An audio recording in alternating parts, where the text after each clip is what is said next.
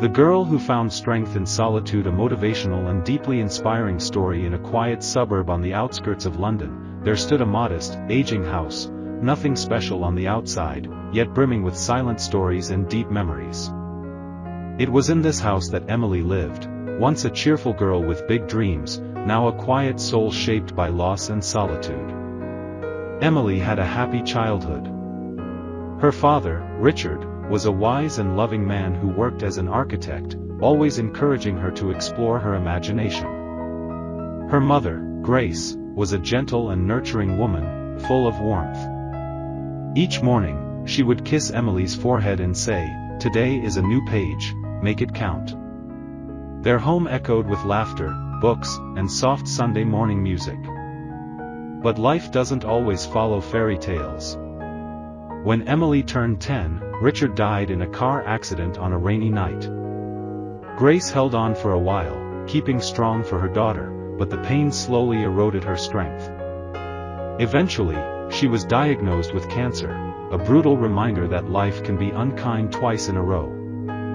Emily became her mother's caregiver at 13. While other teenagers worried about school dances and phone screens, Emily learned how to manage medications, clean wounds, and cook dinner after school. The living room became a hospital, and her heart became heavy with fear of another goodbye.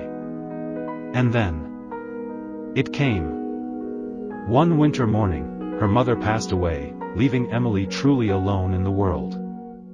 At just 15, Emily was left with a quiet house, a handful of old photographs, and the aching echo of everything she lost. No relatives close enough to call, no support system strong enough to lean on. Just her. The days that followed were dark. She barely ate, slept with the lights on, and often sat by the window in silence. She asked herself over and over, "Why me? What did I do to deserve this?" Her schoolmates didn't understand. How could they?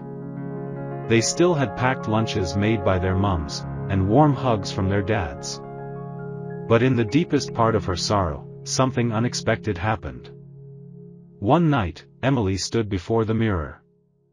Her eyes were tired, her shoulders slumped. But there was something else, beneath the sadness, a flicker of resolve. A whisper in her heart said, "If you've survived this much pain, you're stronger than you think." The next morning, she took a deep breath and opened the windows wide.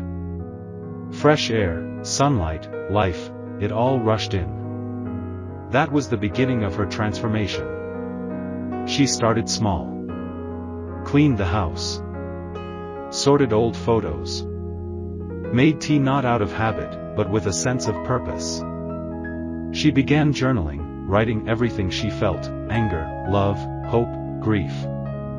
And then she discovered online learning. Graphic design. Psychology. Personal development.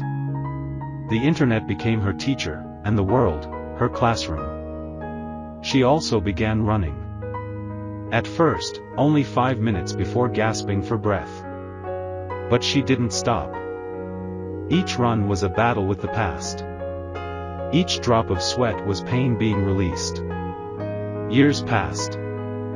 Emily became a skilled designer. Her work caught attention online. Clients came. Her income grew. She was able to move into a small but sunny apartment in the city. But more importantly, she built herself, from scratch. She didn't forget the pain. She used it. Today, Emily runs motivational workshops for young women who've gone through trauma. Her story inspires thousands. At one seminar, she stood before a silent crowd and said, "Solitude is not your enemy. It's a mirror. It shows you who you really are. Life tried to break me. And for a while, it did. But I got up. You can too. If you're feeling pain, that means you're alive. If you're afraid, it means you care. Use that. Grow from it. Never, ever let your past define your worth." She is no longer the lonely girl in the quiet house. She is a woman of strength, purpose, and light. Yet every night, before sleeping, she stands by the window and whispers to herself, "I learned to shine in my darkest hour."